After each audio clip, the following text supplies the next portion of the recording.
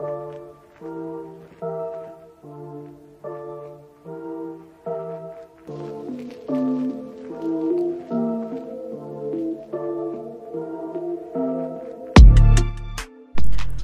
semuanya, kembali lagi ke channel yang seadanya ini. Nah, kali ini gue mau ngelanjutin pembahasan light novel That Smart, yaitu di volume 7 yang part 10.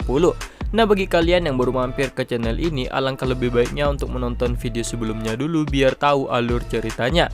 Dan jangan lupa untuk tekan subscribe-nya sebagai bentuk dukungan untuk channel ini ke depannya. Oke, jangan lama-lama lagi, langsung kita gasken.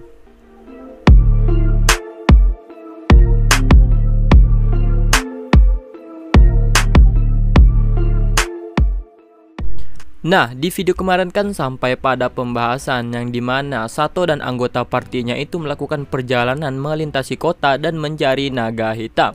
Di beberapa kota, penduduk di sana juga mengatakan bahwa naga hitam telah muncul tepat setelah bangsawan pergi, yang membuat mereka takut akan keselamatan mereka.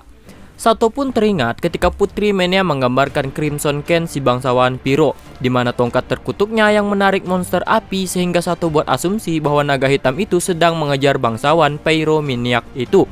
Sato pun membiarkan kelompok garis depan bertarung dengan naga level 20 yang bersembunyi di pegunungan untuk menguji senjata baru mereka. Dan tanpa diduga, mereka pun berhasil menang dengan mudah. Karena Sato ingin menguji senjata tempur jarak dekat, Sato pun memotong sayap naga itu sebelum para gadis melawannya. Di saat tengah malam, Sato pun menyelinap keluar untuk menangani monster berbahaya yang berada di atas level 30 atau yang memiliki racun yang dapat mengancam keselamatan partinya. Saat mereka melihat sesuatu yang terbang, Tama dan Pochi pun menunjuk ke arah selatan. Di balik pegunungan rendah di dekatnya, Sato bisa melihat pegunungan Black Dragon, dan di dekat puncak putihnya ada sesuatu seperti tali hitam yang melingkar. Sato pun memberi Tama dan Pochi tepukan di kepala mereka dan memuji mereka karena mampu melihat jarak yang begitu jauh. Karena Sato tahu daging naga itu enak ketika dia memanggangnya dengan kecap, Sato pun memutuskan untuk memburu naga setiap kali dia melihat mereka. Kemudian, mereka pun diserang oleh perampok di dekat kota Puta. Jadi pun menguji efek stun lembut dari pedang ajaib buatan tangan Sato, dan setelah para perampok berhasil dilumpuhkan, mereka pun diikat ke pohon terdekat dan meminta para penjaga kota menangkap mereka di sana. Kota Puta pun mulai terlihat di balik pepohonan. Kota itu diapit oleh dua gunung dengan kastil polisi yang dibangun di lereng gunung baratnya. Di sebelah timur gunungnya ada situs tambang Mithril di mana mereka menambang sejumlah kecil timah. Sebagian besar populasinya terdiri dari beast folk seperti orang kadal dan tikus, dan sebagian lainnya adalah manusia. Satu-satunya bangsawan di kota itu sekarang adalah keluarga polisi Baronet Poton dan Marquis Dazaret, alias bangsawan Pyromaniac dari kerajaan Mawikiwa dan krunya. Menurut informasi yang Sato dapatkan dari desa-desa terdekat, kota Puta terkenal sebagai tempat berkumpulnya para pemburu monster. Jika ada demi-goblin atau monster lain terlihat berkeliaran di dekat desa setempat, kota akan memperkerjakan pemburu monster untuk memusnahkan mereka. Karena polisi kota menolak untuk mengambil tindakan nyata sampai kerusakan serius telah terjadi, ketika Sato memikirkan hal itu, Sato pun mencari di petanya dan menemukan puluhan sarang setengah jadi di hutan terdekat. Sebagian besar adalah sarang kecil dengan kurang dari setengah demi-goblin. Setiap kali jumlah mereka meningkat, mereka akan dimangsa oleh monster lain atau dimusnahkan oleh pemburu monster, sehingga tidak ada koloni besar seperti di Muno Baroni. Bahkan ketika Sato melakukan pencariannya, dia menemukan ada 10 kelompok pemburu monster yang berkeliaran di hutan untuk mencari para goblin. Dan salah satu kelompok itu sempat berpapasan dengan mereka Sato saat mereka kembali menuju ke kota Puta. Di depannya, Sato pun melihat 4 wanita dan seorang pria muda yang hanya memiliki satu tangan yang sedang berdebat di depan gerbang. Si penjaga gerbang yang berdiri di sekitar seolah-olah itu bukan urusannya pun berbicara dengan pemimpin wanita itu untuk menanyakan tentang rubah api yang hanya ditemukan di Blackdeath Valley yang mereka perdebatkan itu. Pemimpin wanita itu pun mengatakan bahwa mereka menemukan di tempat biasa mereka berburu di pegunungan kembar. Selain itu, Pemimpin wanita itu juga mengatakan bahwa mereka juga melihat seorang goblin yang menggunakan sihir di pegunungan kembar.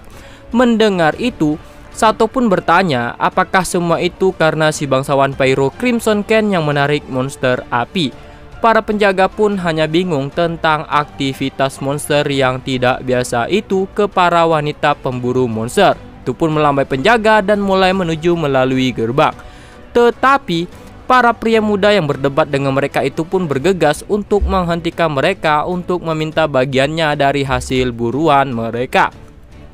Pemimpin wanita itu pun setuju dengan menambahkan 2 koin perak ekstra dan menyuruh pemuda itu untuk datanglah ke bar di sebelah toko pembeli saat matahari terbenam hari itu untuk menerima bayarannya. Bocah itu pun buru-buru kembali mencoba bernegosiasi dengan penjaga gerbang agar membiarkannya masuk untuk mengambil bayarannya dan akan kembali untuk membayar pajak masuknya nanti. Namun, penjaga gerbang menolaknya dan menyarankan pemuda itu untuk berburu saja agar bisa membayar dalam bentuk barang sebelum matahari terbenam. Melihat kereta Sato mendekat, penjaga pun mendorong anak itu ke samping dan saat bocah itu mencoba untuk masuk ke kota saat perhatian penjaga teralihkan, penjaga kedua pun menjulurkan kakinya yang membuat bocah itu tersandung. Saat penjaga menyapanya, Sato pun menunjukkan plat perak yang menunjukkan identitasnya sebagai Tuan Noble kepada penjaga gerbang A. Setelah mengetahui Sato adalah seorang bangsawan, penjaga gerbang pun meminta maaf karena telah bersikap kurang sopan kepada seorang bangsawan. Karena kota itu adalah akhir dari perjalanan, penjaga gerbang pun bertanya apakah Sato sedang dalam perjalanan pergi ke pegunungan untuk mencuri beberapa telur wyvern atau yang lainnya. Sato pun membalas bertanya dengan menanyakan apakah telur wyvern baik untuk dimakan.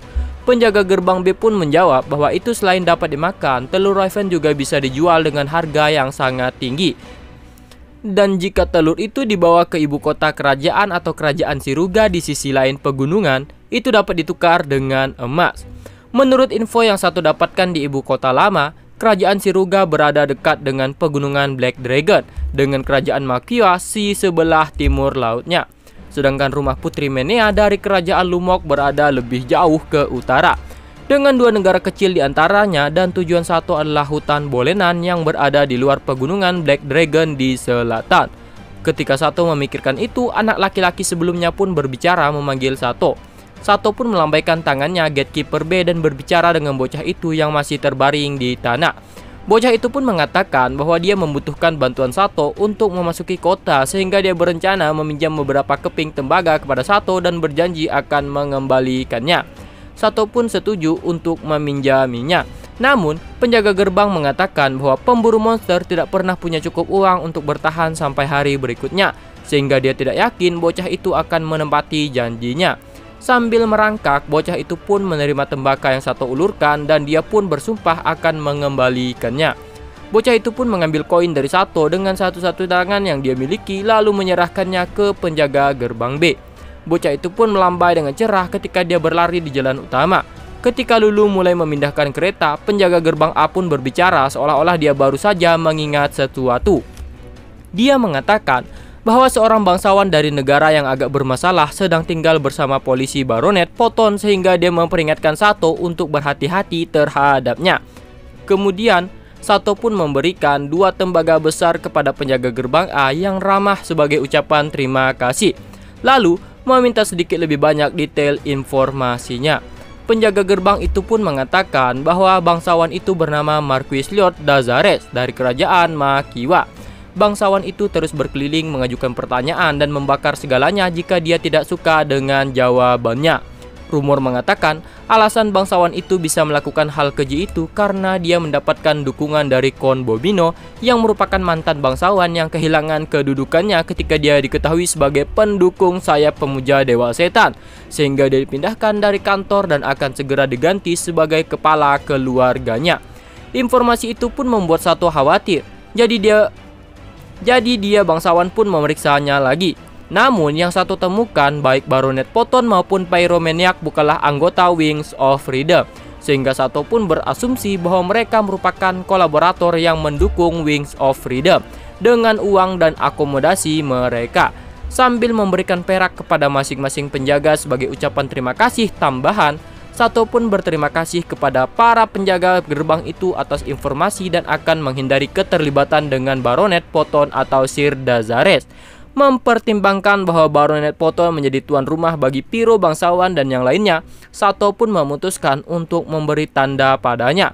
Sebelum Sato meninggalkan gerbang, Sato juga melaporkan tentang pencuri yang mereka tinggalkan terikat pada sebuah pohon dan tentang kutukan bangsawan Piro Nobel Crimson Ken. Setelah melewati gerbang, Sato pun menyuruh Lulu naik ke kereta ke penginapan dekat gerbang depan. Ketika menekan sampai ke halaman penginapan, seorang gadis pun datang bergegas menyambut mereka. Sato pun meninggalkan Lulu dan yang lainnya di kereta dan mengikuti gadis itu ke penginapan bersama Arisa untuk menemui pemilik penginapan. Pria pemilik penginapan pun menawarkan kamar yang cocok kepada Sato sambil membimbing Sato untuk melihat kamar yang paling mahal. Itu adalah bangunan yang terpisah dengan bangunan 3 lantai, dengan lantai bawah yang berfungsi sebagai gudang yang bisa menampung kereta kuda dan barang lainnya. Selain itu, di sana juga ada kamar mandi dengan 1 bak mandi kecil. Karena kota itu adalah kota terpencil yang kurang aman, pemilik penginapan juga menyarankan Sato agar membayar biaya tambahan untuk menyewa penjaga malam untuk mencegah perampokan. Dengan biaya 1 perak per malam dan 2 tembaga untuk penjaga malam, Sato pun memutuskan untuk menyewa kamar berserta penjaganya untuk 2 malam demi mendapatkan tidur yang nyenyak.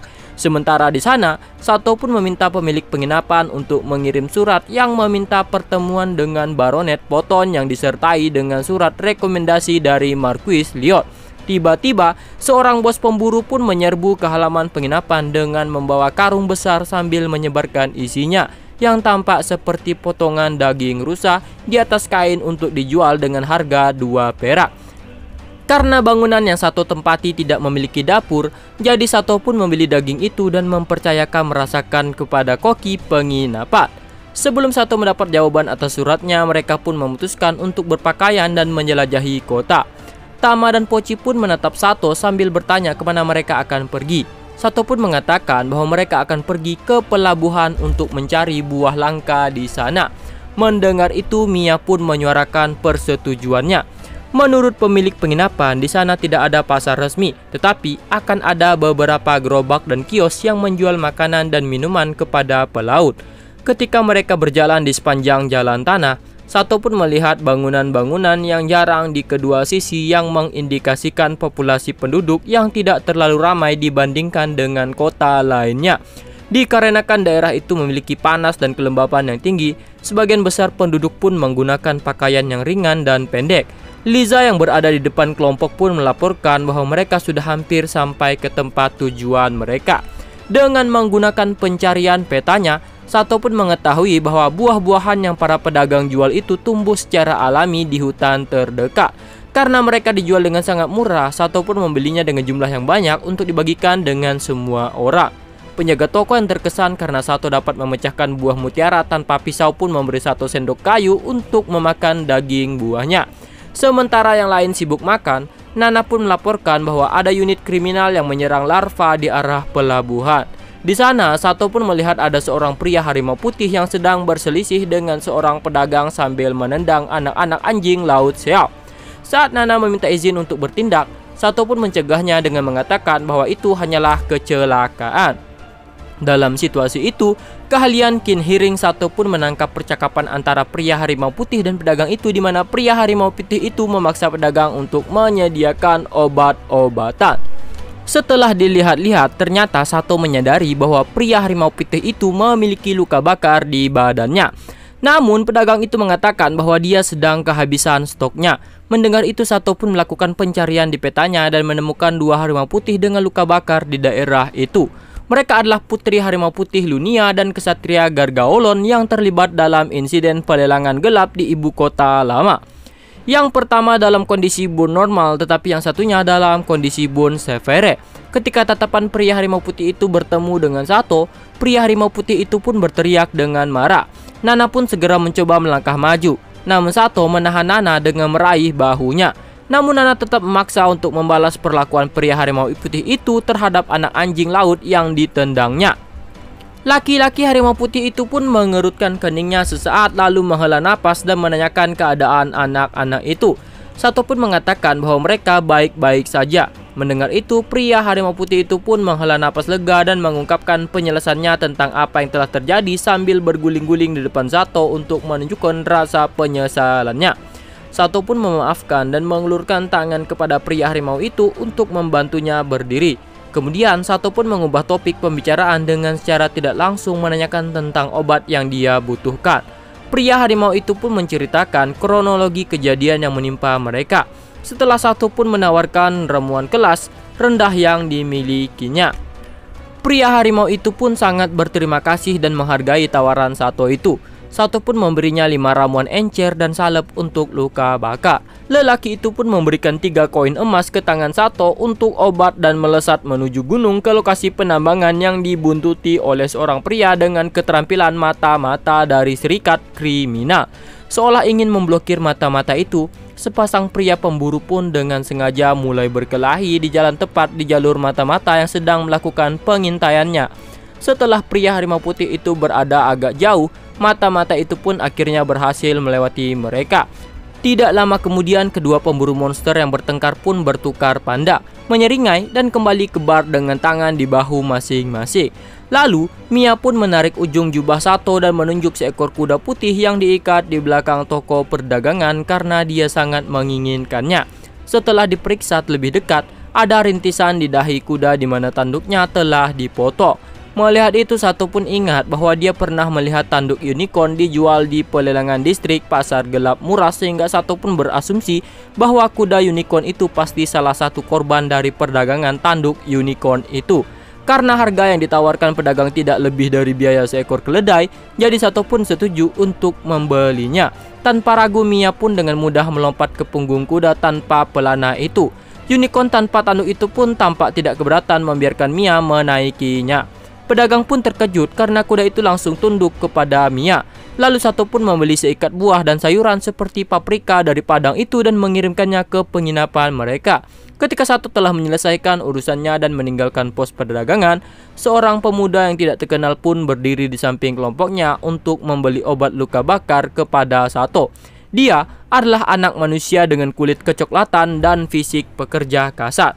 Sato pun menduga obat itu pasti untuk korban lain dari bangsawan piromaniak itu. Sato pun bertanya kepada pemuda itu apa yang telah terjadi. Pemuda itu pun berkata bahwa kakak perempuannya telah terbakar secara serius ketika dia mencoba untuk menyelamatkan seorang anak Beastfolk. Selain itu, Baronet Poton yang disebut sebagai pelindung perdamaian, Baronet Poton malah melempar orang ke penjara ketika mereka mencoba mengajukan keluhan tentang kekerasan bangsawan yang tak terkendali itu. Sehingga rasa frustasi penduduk kota pun telah mencapai titik puncaknya. Mendengar itu, Tama dan Poci pun menatap Sato dengan mata yang mengatakan tolong bantu mereka. Sehingga Sato pun menyerah dan menyetujui permintaan pemuda itu. Sato bisa saja memberinya ramuan sebanyak yang dia butuhkan, tetapi resep yang akan berbeda tergantung pada tingkat luka bakar yang diderita. Sehingga Sato pun menyuruh pemuda itu membawanya ke rumahnya. Setelah sampai di rumah pemuda itu, Sato pun meminta partinya menunggu di kamar dekat pintu masuk sementara dia mengikuti bocah itu masuk ke ruang belakang. Di sana, Sato pun melihat kulit gadis itu terbakar dari bahu kanannya ke bagian bawah wajahnya. Meskipun luka bakarnya parah, tetapi Sato yakin ramuan bakar encernya bisa menyembuhkan tanpa bekat. Sato pun meminumkan ramuannya kepada gadis itu menggunakan cangkir makanan, lalu menggunakan liquid control dan stroke dari menu ajaibnya untuk memastikan ramuan itu tidak turun ke trakeanya. Berdiri di samping Sato, pria muda itu pun tersentak melihat efek cepat ramuan ajaib di mana jaringan otot telah terlihat tumbuh kulit merah muda yang segar. Selain itu, Sato juga memberinya ramuan suplemen nutrisi berkalori tinggi yang diformulasikan untuk pasien yang sakit parah di Munokastil. Suplemen nutrisi itu dibuat dengan buah gabo dan buah emas oren dari Mountain Tree, sehingga biaya untuk membuatnya sangat rendah. Pria muda itu pun berterima kasih kepada Sato dan berjanji akan mengumpulkan biaya obatnya, tidak peduli apapun yang diperlukannya. Saat pria muda itu akan pergi keluar rumah, Sato pun menghentikannya dan bertanya apakah dia bisa menunjukkan di mana si bangsawan Piro telah mengamuk sebagai imbalannya. Pria muda itu pun mengantar Sato ke lokasi kejadiannya dan melihat deretan 3 rumah petak yang telah terbakar habis. Di sana ada beberapa Beastfolk yang terbaring di papan di bawah naungan sisa-sisa rumah. Saat Sato dan pemuda itu mendekat, orang-orang Beastfolk yang merawat luka-luka mereka pun mengangkat kewaspadaan mereka dan seorang lelaki pemburu tua pun menghalangi jalan pemuda itu. Pemuda itu pun memperkenalkan dirinya sebagai adik Hyuna untuk membawakan mereka seorang dokter. Pemburu tua itu pun ragu bahwa Sato mampu menyembuhkan para korban dan jika berhasil mereka juga tidak mampu membayar biaya ramuan yang sangatlah mahal. Sato pun melirik orang-orang Beastfolk yang memiliki luka bakar jauh lebih buruk daripada luka bakar Miss Hyuna. Setelah sedikit berdebat, akhirnya mereka pun mengizinkan Sato untuk menyembuhkan anak-anak dan para penatua yang bersembunyi di dalam. Setelah menyelesaikan tugas dokternya, orang-orang yang Sato sembuhkan pun datang untuk berterima kasih kepada Sato. Bahkan, seorang laki-laki tua yang miskin pun menawarkan sekeranjang buah merah kepada Sato. Untuk menunjukkan penghargaannya, Sato pun memilih salah satu red fruit tomat dari keranjang dan menyerahkan beberapa kepada yang lainnya untuk langsung dimakan. Meskipun mereka hanya menyukai daging, namun Tama dan Pochi berhasil menghabiskan sisa buah mereka. Anak-anak lain pun juga tertarik, tetapi mereka ragu ketika mereka melihat reaksi Tama dan Pochi. Kemudian Sato pun bertanya apakah tomat adalah makanan khas buta. Pria tua itu pun mengatakan bahwa selain suku burung, desa mereka adalah satu-satunya yang menanam buah itu.